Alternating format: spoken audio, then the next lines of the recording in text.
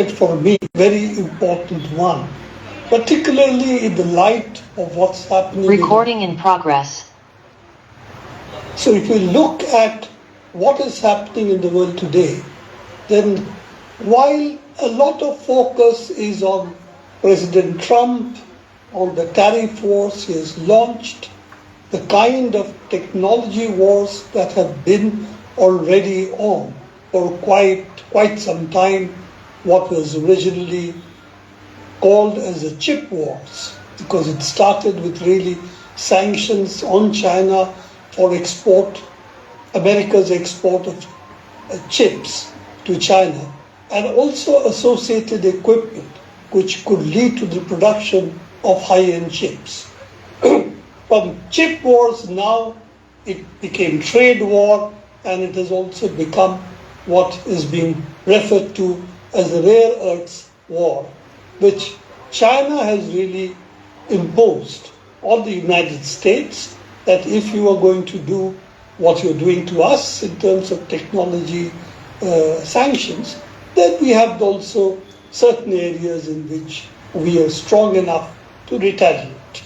Now, this is only a very narrow part of the picture. The much larger part of the picture, and I'm going to take you first to the political, economic part of it before I come to the technology aspect of it, technology, science, knowledge, society aspect of it. So I will start by simply laying before you the proposition that what we are seeing is the simultaneous end of two eras in our history.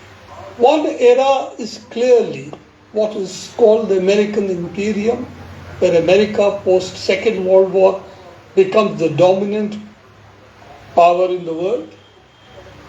For some time, they were also the only nuclear power, but for a very short period. They thought it would last for a long time, but it really didn't. Soviet Union was also built the nuclear bomb soon after, and also other countries have followed suit in the last 50, 60 years. So that was a very short nuclear monopoly that they had post the Second World War, and particularly dropping the two nuclear bombs on Hiroshima and Nagasaki. But after that, they have been the dominant science, technology, economic power, as well as the political power of the last 60 years. Little more than 60 years, about 70, 75 years. But what people have not noticed or haven't registered, there is a much larger change that is taking place along with it, which is that the West, what is called the West, which is really a few European countries, in Western Europe, and the United States, along with Canada and Australia, if you will, a bunch of colonial, ex-colonial, and settler colonial powers. This were what they thought was the dominant force in the world. This rise of the colonial powers we are talking about, the European powers, if you will, really came into prominence in 1700. But the rise, as I will just take you a little behind that as well, is really from when Columbus discovers Americas. Really, he discovered some Caribbean islands, but that's opened the way to the Americas. And 200 years of genocidal violence of the Americas, which allowed particularly Spain, also Portugal, to mine silver. Spain actually controlled the silver, and that was something which led to a huge change in the economy of the world, not to the political economy, not to the politics as yet, but meant to the political economy of the world. Suddenly, a bunch of West European countries seem to have the ability, which the United States has today, to print dollars. Similarly, they could mint silver coins, and silver was the global currency of trade. Gold was much more expensive, Gold coins, therefore, were more difficult to use in everyday transaction, though these are not everyday transactions, they were large transactions. So first was silver, which is what Spain gets a monopoly, which it then spends for its military purposes in Europe. It spends it to buy goods from Dutch, the French, the British, other countries essentially in Europe, and also to buy goods, of course, to fund the trade that takes place in China and South Asia, India, essentially. So if we look at that, you will see the European powers were not trying to go to Americas, discover new lands. They were just trying to come to India and China because that's where the production at that time was taking place. India also had spices. China, as we know later, also had tea, a monopoly over tea. But essentially, it was a hunt for spices, textiles, silk, ceramics. These were the main trade goods that they were interested in, European countries were interested in.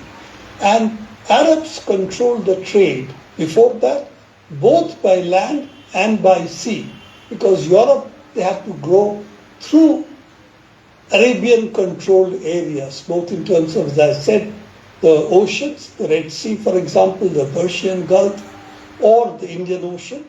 All of it was at that point of time really controlled by the basically the Arab merchants who had their beat right up to China.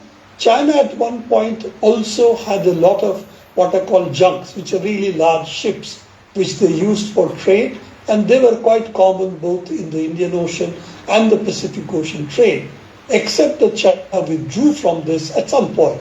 I'm not going to go into this history, but I'm just trying to tell you that before 17th century, these powers that we are talking about, which think they control the world still, they were really not powerful, not in the picture, and they were desperate to trade with India and China and Southeast Asia for both manufactured goods as well as goods like spices, sugar, and so on.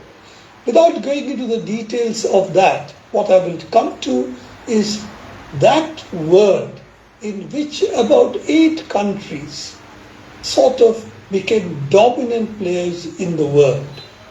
Some from Europe, and of course the United States, possibly Canada as well.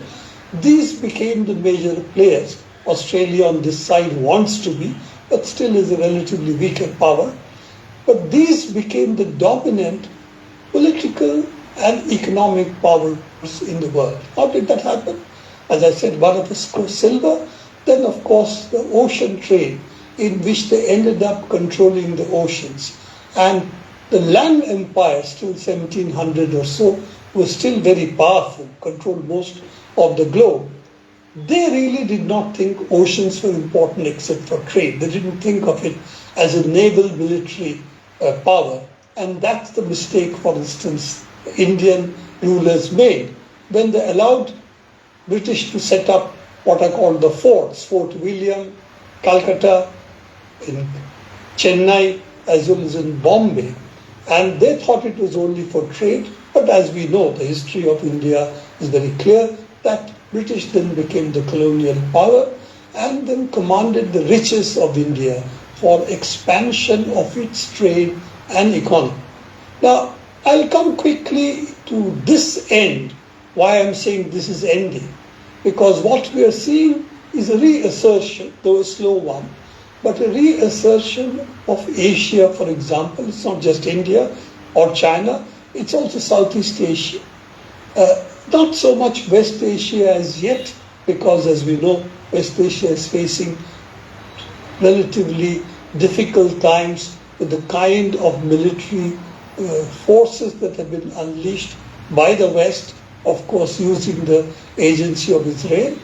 But all of this, it makes that Asia is becoming a major player. Now, the other major players could be Latin America and Africa. Economically, they're not as large as, for instance, China and India is. They Latin American players or even the African players. But there's no question that they are also powers which do not want Western hegemony. And for instance, in Africa, the French have been kicked out for a number of their ex-colonies, which they still control even 40, 30 years of supposedly giving these countries independence. So you see neo-colonization, which continued after formal colonies ended, is also in that sense being beaten back in Africa. And of course, the United States would still like to control Latin America. Mr. Trump is very clear on that. That's why the kind of attack on Brazil, for example, Brazil is the biggest political power in the region, that is taking place as well. But what I want to bring before you, that's not simply the end of the United States as the global hegemon, but it's also the end of this new colonial transformation of the world, which took place really from 1700 to 2000. Before that, yes, the Americas suffered hugely because of continuing genocide, destruction of the societies, taking their lands over, making them initially slave plantations, and over a period of time using that to build particularly North American and West European capital. So when you talk about the modern world, and I'll come to what the West says and what we should think about, I think that modern world in which a handful of European ex-colonial and neo-colonial powers, United States, Canada, Australia being three of them, their regime is coming to an end, and that is the new war that Mr. Trump has started, saying, okay, we don't control technology anymore, and I'll come to why they don't. We don't control production anymore. Most of the production now takes place outside advanced capitalist countries, but we still have the dollar. And we control the financial flows in the world. Most of the financial institutions are either American or in partnership with America, European. So since we control the global finance, we still can control the world, and Trump's tariffs essentially are a trade war. But the purpose of it is not trade. The purpose of it is really political dominance over the world using trade. Whether it can succeed or not is a good question today for me, because I think that needs a different discussion. But let me put it very honestly, that I don't think that when you are able to produce controlling trade or finance, you can beat back countries. Yes, maybe for some time, maybe for a brief period in some regions, yes, but globally, it's not possible in today's terms to be able to control the world simply by control over finance, because ultimately what controls the world is who produces, not who controls the money, but who produces the goods.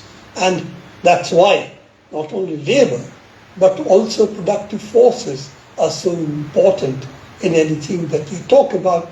And since I am a Marxist, so I will go back to my fundamental premise that productive forces determine who controls the productive forces, the classes that control the productive forces. The struggle over the productive forces is also the struggle over the economy of the countries and the politics of the countries. And increasingly, we can see that the ex-colonial and the neo-colonial powers are weakening precisely in those areas. They're no longer able to produce, and they're no longer able to create new scientific knowledge. Now, that is the basic background today. So I'll come back to my question, that what is it we are seeing today? And if we take the political battle that's taking place today is being fought on the basis of what kind of commodities, who is producing, and what are the economic ways of exchanging those commodities in the world today. If we see that, then we will see two things which are very important in terms of the economy, in terms of the future of the world, in future of production, and not only future of production, but since global warming is a very real example of what's going to happen unless we are willing to change the way we are doing things, it also can mean a huge blow to civilization and humanity itself. So this is not a minor issue.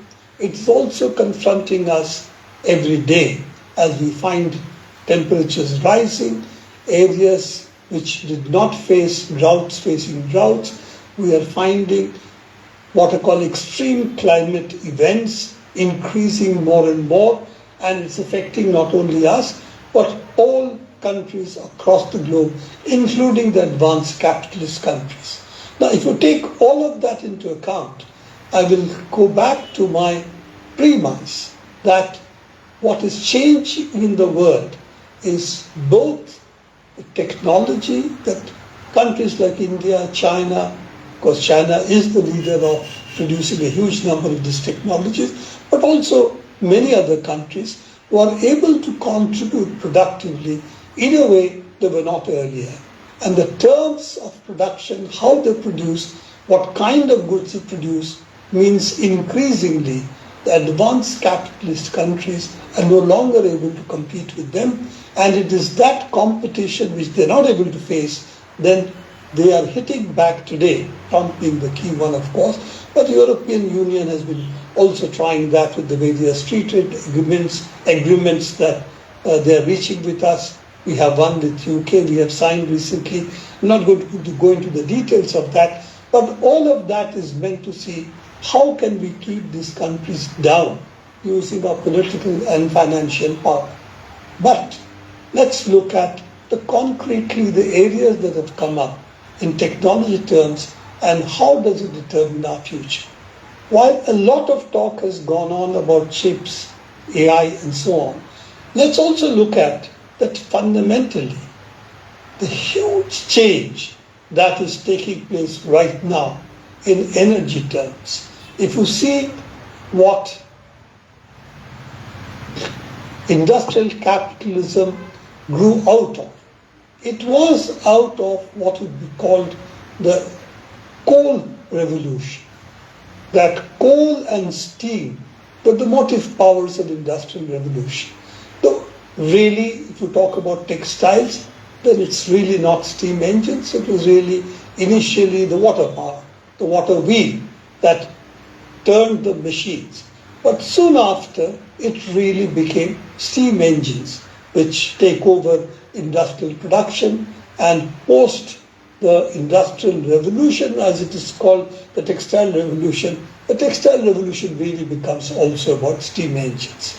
Now, the picture that is given to most people, including when we are students and probably to most people in the world today who carry that image, which the West tries to call age of discovery. They discovered India, they discovered Africa, they discovered Americas, even though people lived there.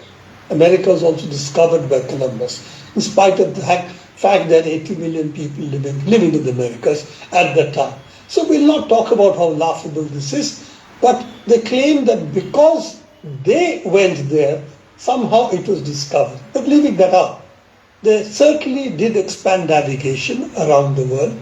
We have to give that credit to the Portuguese, particularly, who came to from India to Southeast Asia as well, rounding Africa. So this meant that the entire Asia, the trade, was now open to Portuguese in a big way. It was followed by the French, the Dutch, and the British as well, who then take over really large parts of the global trade, and using that also become the major colonial powers. So without going too much into this history, what I would like to focus on is that though we have a picture that industrial revolution steam engine drove the textile mills and that made it cheaper. The reality is very different.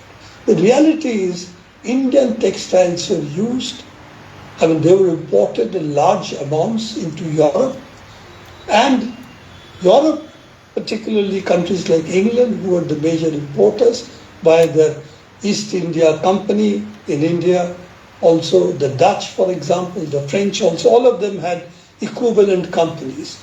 The Dutch VOC was very important. It was the equivalent of the East India Company for the Dutch, and they were very important in Southeast Asia. But the point that I was making here is that actually it wasn't that machine power made British in textiles cheaper than India. It wasn't. In fact, Indian textiles into Europe, British being really the Dwarapalikas over there, the guardians who control the trade, they had to impose 10 times to 11 times the value of the goods, something like 90 to 100% tax, 900% tax, in order to stop Indian cloth being imported into Britain and also Europe, because they were by the time controlling the Indian trade. Now this was the basis of their industrial revolution. Not steam engines, not advanced textile machinery, but simply the fact that through control of Calcutta, Bombay, Chennai, they were really controlling India trade by the time, and all the Indian trade that was going in was really going in via Europeans, particularly the British. Also, they used textiles in large quantities to buy slaves from Africa, and these slaves then are used in the plantations in the Caribbean, first for sugar and then later for textiles. Textiles because cotton was grown in United States, the southern states which had slavery, and that cotton really came in and was used by the cotton mills in England, Lancashire and other cotton, Manchester, Lancashire and other cotton industrial towns. So this picture of the world by which technology interacts with society is sought to be given a different garb. What is the thing that we are told? That enlightenment led to science, science led to technology, technology led to industrial revolution in England. The picture is very different. Industrial revolution takes place by first protection of the markets from countries like India. It takes place because they are able to protect their market, but others can't. It happens because then the advances they can make are then used after a protected market, and they're able to build textile machines, advance their technology. Then, by the time they destroyed the textile industry in India in large measure, because we lost our complete export market. Then they, by that time, by virtue of various things which I'm not going to go into details, they're able to destroy the Indian textile industry and then make India essentially a country which sells raw materials, cotton, but imports textile goods. So this destruction that takes place is something which colonialism does in every continent, in every country. It enslaves. It makes the modern world not about how they advanced technology, but how they advanced military control, and primarily the Navy, which gave them an edge, and how their organization of war perhaps was more quote-unquote capitalist and therefore modern than what the feudal forces in India or other places would do. And China was even worse because they destroyed their own navy, and then of course they were forced to buy opium from the British forces. War took place, the Opium Wars, and of course the opium was grown in what is called Bengal presidency, but really UP and Bihar. And that opium is what then makes China fight opium wars, it loses, and then has to fight the national liberation struggle to finally beat back the imperial powers. So why I'm saying all of this is while we think this is a history of technology and science that we should be talking about, it's really political economy that we are talking about. And political economy encompasses also knowledge both of nature and also knowledge of how to change nature, which is technology. So when we talk about all of this, we must understand that science and technology, knowledge and technology are not separate from politics, but very much integral to the politics of the world.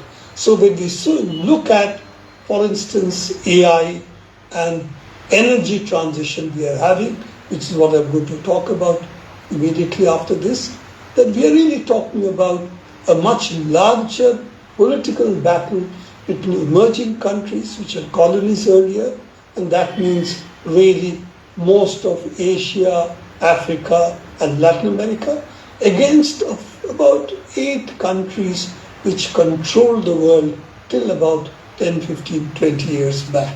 So this is the transition that we are seeing, a double transition, if you will, of both the political economy, the trade, etc., but also the science and technology domain, which now is no longer the preserve of the ex-colonial powers, of the settler colonial powers, but a number of other countries are also now becoming competitors, if you will, in that sphere as well.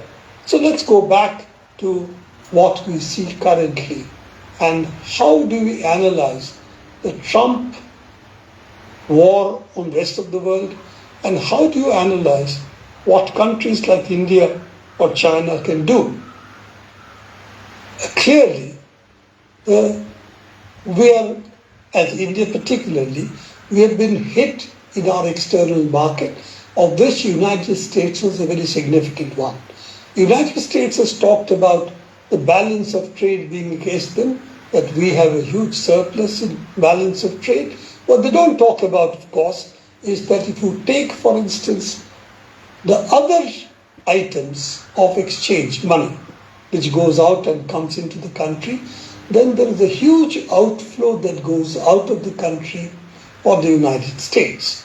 One of it is we pay a huge money in terms of what is called property rights, patents, copyright, etc. India pays a huge amount of money for that. Secondly, multinationals operating in India take their profits out. And obviously that is also an outflow from the Indian economy to the Americans and the Europeans. So it's not that India is, you have to only look at physical goods to see what is happening. You have to look at also Google's revenue in India, not taxed. Amazon, software companies who sell their license in India, like Microsoft, that if we take all this into account, we will find that India and America's balance of payments is actually not in India's favor. At best, it is marginally in America's favor. In fact, India earns its foreign exchange not from the United States, but really from West Asia, because a number of Indians who have gone there, worked there, want to send their money back to India because they're not going to settle down there. Unlike the H-1B visa holders who go from India to the United States, but want to settle in the United States as US citizens. So given that, the Indians who go to America are not the ones who send money back. It's really Indian labor, workers, middle class employees who go to West Asia who send their money home. And that's how India actually balances its books. Because otherwise, given the fact that it imports still a lot of oil from other countries, it imports still a lot of machinery, advanced goods from West, India would be a deficit economy we'd be short of foreign exchange if we did not get the money coming from the Gulf, particularly since Kerala is a very important part of that. This is what I would like to bring to your notice, that it is not what is being said by the Americans, that we are ripping off the Americans. No. In fact, the balance of payments, if you take all payments into account, is actually virtually zero. That means neither US nor India has a deficit if we take all elements of transfer into account. But the US is very clever in its propaganda. So it only talks about trade. It doesn't talk about, for instance, copyright, other revenues, intellectual property right revenues. It doesn't talk about repatriation of profits from the Indian market. All of that it doesn't talk about. So whatever they gain, which is their positive khata, if you will, in their books, that is not mentioned. What is not positive, what is negative is the only thing the United States want to do. Essentially, if you take the larger picture into account, it's really trying to use the dollar to re-establish its control, which is increasingly losing. But as we know from the Trump wars, this is not working either. And as most people have said, it's a question of waiting this out for a little longer, because in the long term, this is not going to work. Now, why is it that India's trade with the United States is relatively such that we can be replaced by many other countries, like Vietnam, like Philippines, like Indonesia, like Bangladesh? So a variety of items that are sold to the United States from India, it appears that they have alternatives. So they can play one against the other and say, okay, 50% tax on you, 20% tax on others. Now immediately it puts us at a disadvantage because others are there. So this brings back to the fundamental premise of what self-reliance should mean for us and what is the relevance of self-reliance today. Because what we are talking about as self-reliance is the ability to manufacture anything we want ourselves and to be able to be an equal player in trading, in any trade we do. So, as I have said with the United States is not playing on that pitch at all. They are not in the game of saying, is our trade equal? What we are getting, is it equal to what we should be getting in terms of the value? What they're saying is, we hold the dollar. We are the foremost military power in the world. They have, I think their military budget is equal to 9 of the next country's military budget. So that's the size of the military budget. How effective that budget is a different issue. But it's really still makes US the largest military power in the world, and that's really not open to question. Given all of that, they're saying now we want to convert all of this finally to economics. We want rent. We want you to pay to us, and the effective part of the tariff war is that if we want to sell to them, that American people finally will have to pay more. But more important than that, if we want to retain our market share, we might have to depress our ex-factory cost significantly. Otherwise, those who have lower tariffs will obviously take over the market. So it's a way to beat down India economically, but it is also a way to beat us down politically. What US is saying, don't try to be our equal. You have to submit to us, become like the European Union who has submitted to us. You have to submit to us. The fact that you want to be our partner in Asia makes no difference to us because you're really not a partner.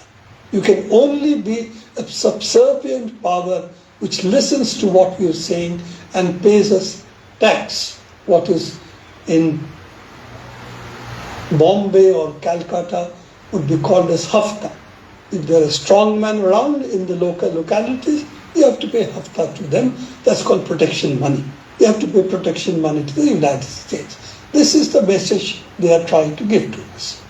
Now, I would like to talk about why is it that when China seems to be able to weather this American attack, including the chip war attack that was launched on them, why is it that we seem to be on a weaker wicket? And let's not make any bones about it. We are on a weaker wicket, and that's because since the 90s, we have actually officially jettisoned self-reliance. We don't talk about self-reliance, whatever its meaning should be, that I'll come to a little later. But we're no longer talking about self-reliance. What we have talked about is that instead of self-reliance, we will participate in the market, we can buy any knowledge we want, we can produce any goods that we want, and we don't need to look at technology, because technology, like any other commodity, can be bought from the market. Now it transpires that is not strictly true. Technology is not easy to buy. And as the Europeans and the Americans are discussing, for example, say in renewables, particularly electrical vehicles, which is the first and foremost battle that is taking place in market terms in Europe, in the United States, in the rest of the world, it appears that the Chinese companies have built the entire supply chain for electric vehicles, from batteries to electric motors, to anything you name it, they seem to have done it. And that supply chain means that other countries have a problem, particularly as some of the elements of that chain are made only by the Chinese. And that, what has been talked about, the rare earths, it's not really the rare earths we are talking about, but a set of rare earths which go into making electromagnets, which are important from your cell phones to, for instance, the electric vehicles, to also these magnets are important in wind turbines, whole variety of applications. These magnets, which are relatively more efficient than others, make the electric motors more efficient, particularly if you have a cell phone. And it does, by the way, also has little small motors which make the focus work for your camera. Then that, if it is energy guzzling, what it would mean is your charge would go out very quickly. So you have to plug in and recharge more and more. Now that, of course, means that, say the point problem is there with the car as well. If the car battery drains out quickly because the motor is not, electric motor that drives the car is not very efficient, then of course you have to recharge much more. As you know, the recharging frequency is one of the reasons that, for instance, in America, where Americans tend to drive long distances, they stay outside cities, they come from really what would be called really outskirts of the city, even beyond, and they come from there to the city every day. So effectively, they are very worried that will the charge run out and then they are stranded in the middle of nowhere. So because of that, the efficiency of the electric motor is very important, because that gives you what is the driving distance of the car. And if the driving distance of the car for one charge, battery charge, is low, then the cars will not be able to replace the petrol or diesel vehicles, what are called the fossil fuel vehicles. So given that the ones who control the electromagnets do control a section of the economy today, and unfortunately for all of us, that the Chinese have invested in it in a way that for one of the really important elements which go into the electric motor, they have about 99.9% control over its production. So, not in everything, but in this kind of electric magnets, they at this moment have a monopoly. And given the speed at which they're developing, the EVs particularly, it doesn't appear that the Europeans or the Americans are really going to be able to compete. So therefore, if they want to compete, then China also in the technology war has a, shall I say, a chip in the game. Now that brings me to chips. This was the original tech war really. Before I start with how this tech war started, let me take one step back further. The World Trade Organization was created with the understanding all trade barriers would be removed and there would be negotiations of what the tariffs of each set of countries, depending on how poor they were, how economically developed they were, what is the protection they could provide for their markets, and those protections would be negotiated differently, for instance, for agriculture, differently for different kinds of products, for instance, medicines, but be negotiated in WTO, the World Trade Organization that came into being in 2003. Now, United States is the one who's currently scuttling the WTO completely. Why? Because they feel that the premise of that was they would control advanced technology in the world. If they control advanced technology, then they will control the terms of trade in the world and they will be exporting advanced technology goods while others will be exporting raw materials or less advanced technology goods, and that way they will be able to keep their dominance over the world economically. Now, the joker in the pack for them was, of course, countries like China, of course, but also countries like India climbed up the technology ladder. Unfortunately for India, and I'll come to India just a bit later, I'm also looking at the time, I should not take too much of your time. So if countries like India, for instance, Turkey, countries like Southeast Asia who banded together economically as an economic bloc, if all of these today are able to advance technologically, become competitors to the United States and the European Union, who thought they're well in advance of the others, then what happens to their economies? Because their economies have been built essentially on the premise that they will be able to sell advanced goods and import low-tech goods from the other countries. Now, if low-tech countries becomes advanced as well technologically, then what is it they can exchange with us in lieu of the goods that they go to buy from us? So United States decided that WTO was no longer helping it, and therefore it needed to wage different forms of economic war on different sets of countries, and it started pulling out of WTO by not allowing what is called the trade dispute body. The highest body in there is a tribunal, which there's an appellate body which sits over the tribunal decisions. That unfortunately has a number of people, 4 or 5 I think, and they need the consent of certain countries, out of which US consent is required. And US has not allowed in the last 5 years, I think, to have anybody who can sit on that appellate body.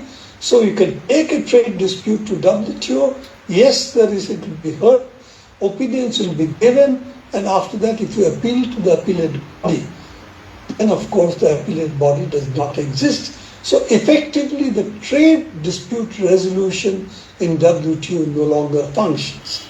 It still functions, it still talks, can set basic tariffs.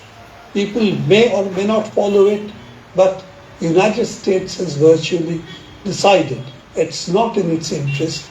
So all the trade wars we are talking about are in violation of WTO. Nobody talks about it because the US started it against China first. Now it has started against the whole of the world. And since we do not have an appellate body, appealing to WTO has become infructuous. So this is the other part of the trade war which we are not talking about. We are de facto accepted the WTO no longer exists, and it is a free-for-all, each country for itself, and has to negotiate with all the rest of the countries. Obviously, in this, the United States is the major rogue player, which is willing to say that you pay us more, and doesn't matter what you do or say, you have to pay us the hafta, you have to pay us our share. And that is the only way we'll balance our books inside the country. We'll give tax exemptions for the rich and make it up with taxing other countries for their trade. Now, whether that works or not is a different issue. I'm not getting into that today. But all I'm saying is the WTO as a pillar of the global economy no longer exists. We have a free-for-all economy at the moment in terms of external trade. So what then gives you the ability to negotiate this world? One is, of course, negotiate with countries who do not behave like the United States, which are willing to trade with you on a rational basis. What would be called what used to negotiate inside WTO, that on that basis we can negotiate with Southeast Asia, we can negotiate with RCEP group of countries, we can negotiate with African groups of countries, and yes, it is possible to have this kind of trade being done. Still leaves out the question of dollar, which I'll come to last. But the essential part of all of this is that we then have to look at what is it that we can do, what is it other countries can do, and how do we really advance our technology. Each of the countries, how does it share technology and knowledge in a way that we don't get a world in which another United States can emerge. Now, that brings back to the question of self-reliance. Now, I will also say that self-reliance in today's world does not mean that you do everything yourself. As I said, for continental-sized economies, it's possible to even think of self-reliance that you can do everything yourself, but it is not possible for 95% of the countries of the world to do that. So what is it that they can do? What is it that we can do? It's really the ability to, in the whole gamut of technologies, industrial production, if you will, to carve out areas where you also hold what we call unique advantages. It could be part geographical, but also technology always means also knowledge. That you have the knowledge to be able to compete on equal terms with the world only if you have certain kinds of commodities which you have mastered in more than others. That means in the business of give and take, you have something to give and something to take.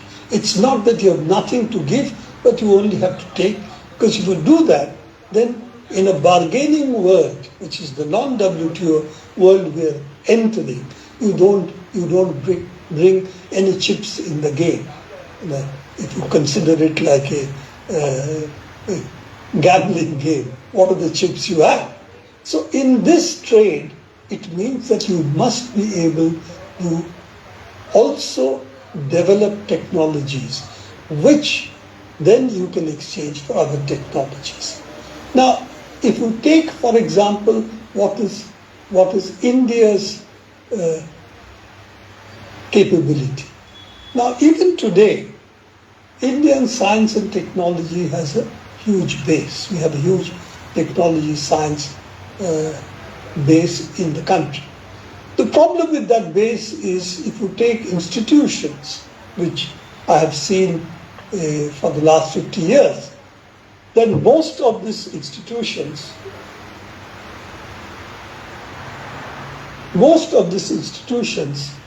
are starved of funds in terms of advancing technology, infrastructure for their institution. They're expensive. Science, technology advances require a lot of money, a lot of infrastructure, and continuous upgrading of the infrastructure. I'm not going into personal reminiscence on that, but I can tell you that IITs were at one point advanced in terms of their infrastructure. They no longer are. if you take, for instance, a number of institutions in Asia, and that's not only China, but also other institutions, then IITs today have not advanced their infrastructure in the way they should have if they had to become globally competitive. Globally competitive meaning in ability to produce students who would know the cutting edge of technology. Now, as I said, you would not know about it, know everything in every field. But there must be areas, carve-outs, where you are considered as a premium player in the world in both science and in technology. Unfortunately, we had that position, we could have had that position. In the 90s, we gave it up. We gave it up in the belief, what the Indian capital also believed in, technology can be bought in a market. It's like any other goods, commodities. But people understand the monopoly value of technology, and I'll come to my last point on that very quickly. That understand that monopoly over knowledge is not something which is to be parted or only money. It is something which builds a much larger leverage in the economy, and therefore it's protected by copyright and by patents. This is how it is protected, and the protection of that is what gives them then the edge in terms of money. Now, of course, in software, we have built in whole commons movement, free software movement, as you know, as it is called, which makes it possible to share software on terms which then becomes a viral license. Any advance you have to share. But the sharing economy worked for software because it was under really what is called, it's called copyleft, but it is really a form of copyright. That's a legal protection. But in terms of scientific knowledge, in patents, terms of other forms of knowledge, which is basically something that you know, your know-how, you can keep it secret. All those protections are much stronger, and putting it in commons is much, much more legally difficult.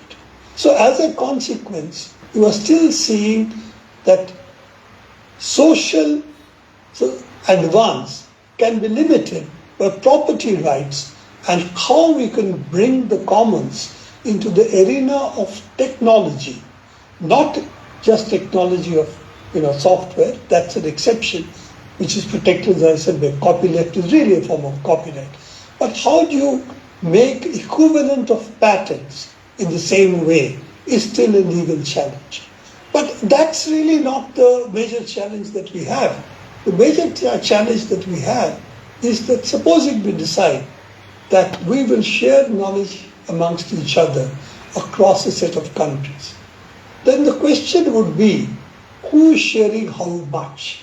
Now, if you ask China, America, you're more advanced, you must give all your technology to us, but we have nothing to give back to you. And that is not something that's going to work in the long run, no.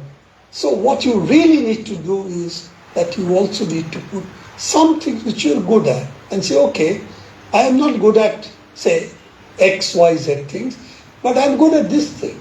And these advances I'll give you if you give me your advances in these areas. So an ability to trade means you have to have then certain areas which you can claim correctly to be one of the global leaders.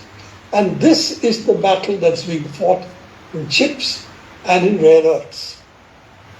As I said, China decided that it may not be able to compete on chips, but it had an advanced technology, economy focus on essentially energy. Now, the world has really focused narrowly on artificial intelligence, computer, chips, as if that's the only advanced technology in the world. But it has forgotten that while we do have major breakthroughs in this area, and one should not deny the advances that is taking place, we also have an equally major set of advances that is taking place in energy. First time from fossil fuel, we're moving to renewables. Solar and wind are both renewables. Hydroelectricity is also renewable. We are moving into renewables, and without renewables, the world is likely to face a complete disaster. Leaving that part of it out, the cost of renewables today is lower than the cost of fossil fuels, both in terms of putting plants, capital cost, as well, of course, in running cost, because as you know, natural sun and wind are free. Therefore, you don't really have running costs except maintenance and except whatever battery replacements you might have to make. Of course, there is a question that how do you store energy? Now, fossil fuel has the advantage, it's a store of energy. You can burn it anytime you want, you can increase the burning or you can reduce the burning, and that makes it possible for you to control the storage of energy, not just its production. And then, of course, the batteries have become highly efficient today.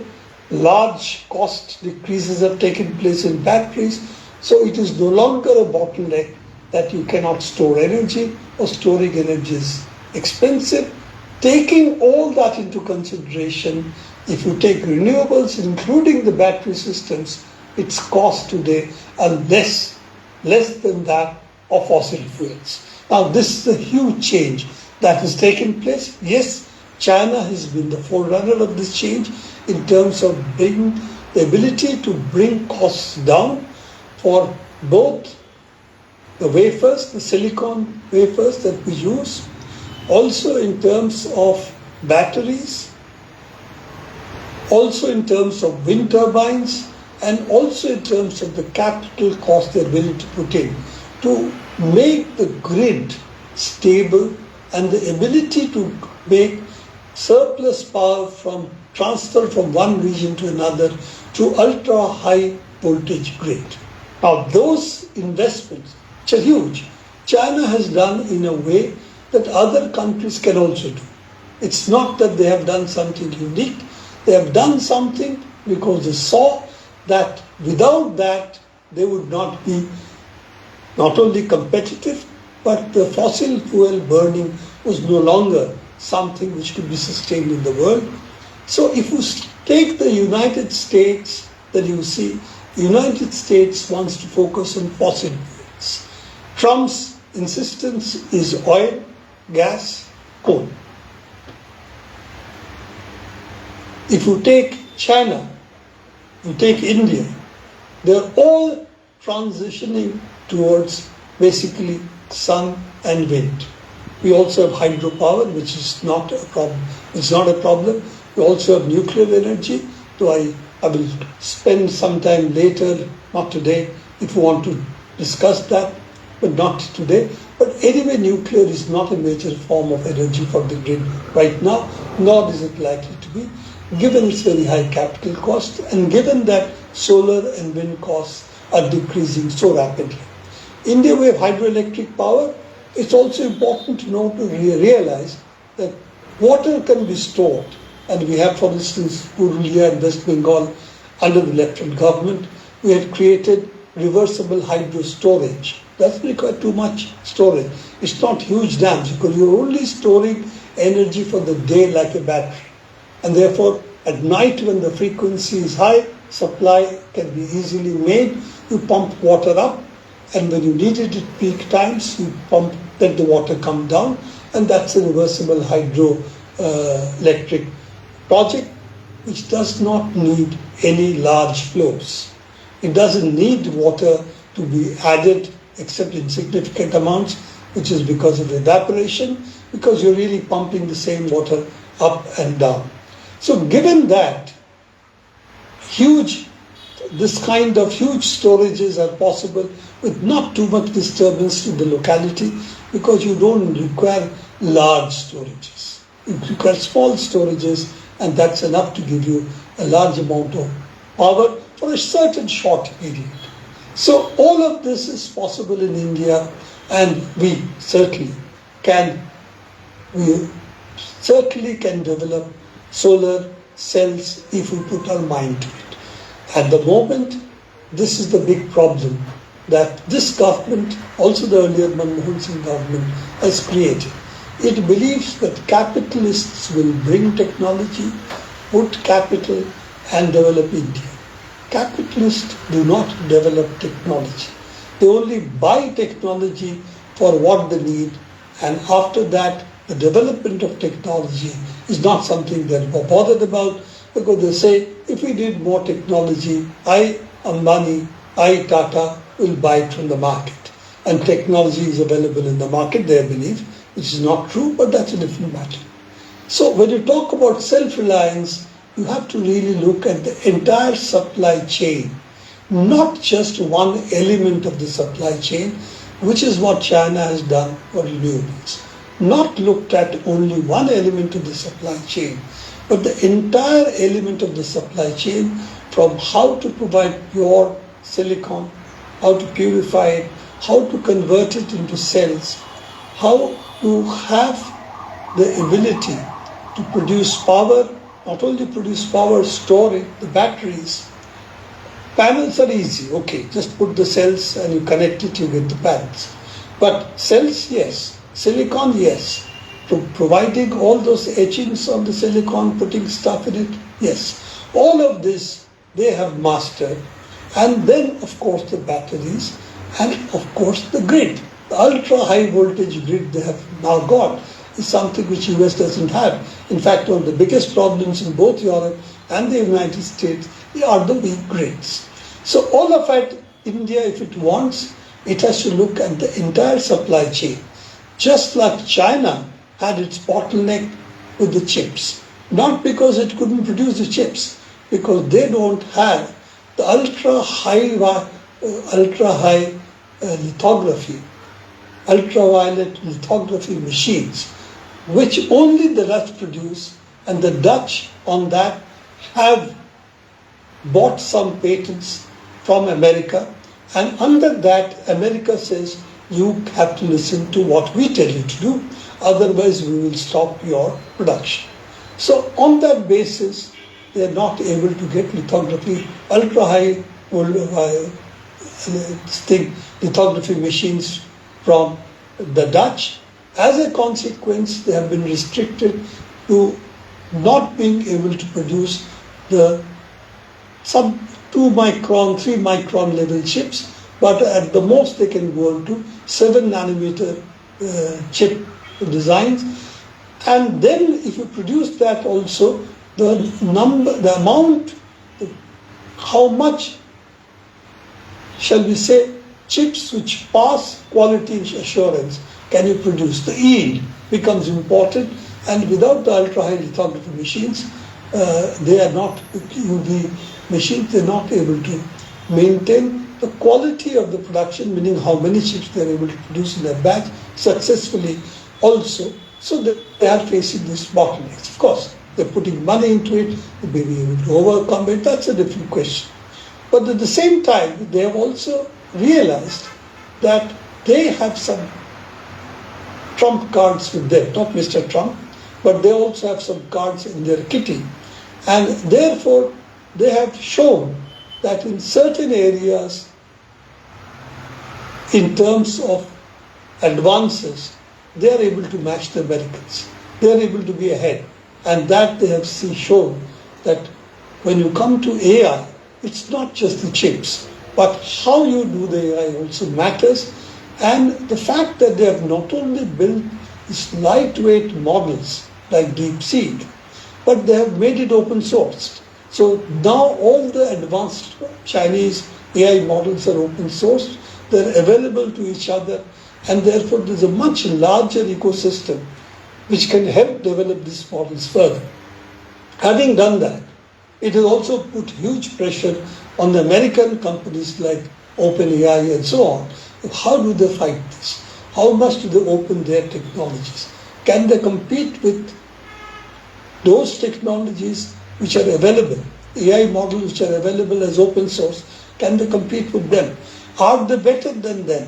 And the argument that seems to be they're not really better, and in fact, DeepSeek's models seem to be catching up with other models in the field. And if that continues, there are also other open source models from China. If they continue, then what happens? So what I'm saying is that effectively, if you want to compete in this game, and self-reliance is not an autarkic slogan, do everything yourself, but you should be able to have certain things you have developed which you are the world leader. And if you do that, then you can bargain with others to see that they cannot say, okay, I won't give you anything unless you pay me 50% extra tariff, which is what Mr. Trump is telling us. But when it comes to United States and China, Mr. Trump is much softer. Why? China was supposed to be their main enemy. But in trade terms, they are coming now down in India because China holds certain areas, rare earths, in which they are the world leaders. And China holds therefore the cards that if you want to build a F-35, you require rare earths. If you want to build an Apple phone, you require rare earths. If you want to build any electric motor that's there in your fridge, there are a number of applications, your cell phones, all of this require this electric motor. And that electric motor at the moment comes from the supply chain which China controls. So it's not important that you control all the supply chains in the world, but you should be able to control a few so that you have bargaining power.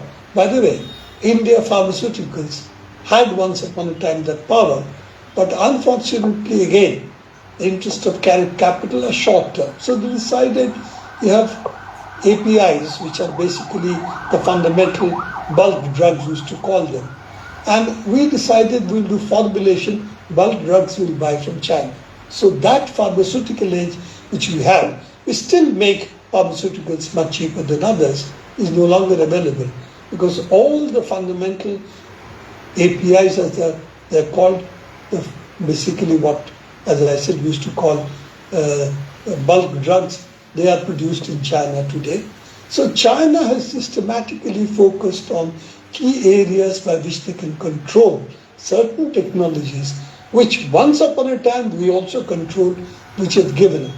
It's time that Mr. Modi stops using slogans as policy and starts thinking about what really needs to be done. This government believes that made in India is not the issue, we'll make in India. The difference between made in India and make in India is the knowledge component of it. And make in India is saying, okay, I'll give you 70% of capital, you Micron come and make chips in India. Sure, it becomes quote unquote Indian chips, but they have 100% of ownership while we have provided 70% of the capital. Now this location of the chip making is not the issue. The question is, do we have chips in the game? And that is science and technology knowledge, if you want to have self-reliance. And how do you build that knowledge? Not over a day, not over a month, but over years. India is not that badly off. It still has good science institutions, technology institutions, but if you come to transferring that in market terms to functioning technologies, that link still seems to be extremely weak. And it is not the weakness of the science and technology institutions alone, but the fact that big capital in India believes that we don't have to do this. Since we can build at scale like Ambani can or Adani can, we can buy technology freely in the world. But remember, technology is not buying one turbine, one generator. It's about building a supply chain in which no country should be able to dictate to us, United States, China, Russia, any country. Because if they do, then we have the option to develop that ourselves. We don't necessarily have to do it, but push comes to shove, we can. And that means knowledge is something that we have to build so that the capability of developing a new technology is something that we always can undertake. We cannot be frozen out like this, as we are at the moment being threatened, as the United States is doing to us. because we don't seem to have anything to threaten the United States with reciprocally, that if you deny us these things, if you want to impose these tariffs, then we will not sell you ABCD goods. That China seems to have shown with rare earths. Similarly, we don't seem to have, or something similar, we don't seem to have.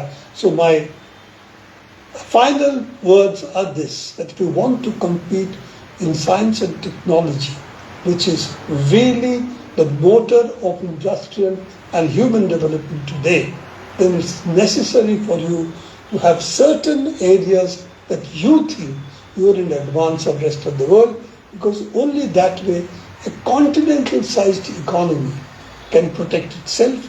It is not a small economy like, say, Vietnam or, say, Cambodia or Indonesia. Indonesia is still pretty big. But they are still relative to the size that India, China is. These are really relatively smaller economies. So we need to have something that we do ourselves, and then we need collaborations across a large set of countries to be able to build a bloc which can then say we will not be blackmailed by the United States, the rogue power in the world today. To be able to do that, the fundamental task for us is to build science technology institutions which can build cutting-edge technology, at least in some areas, for us to be able to maintain our self-reliance and also our political independence. Thank you very much. I think I've taken a lot of time, and I've also spent about an hour on this.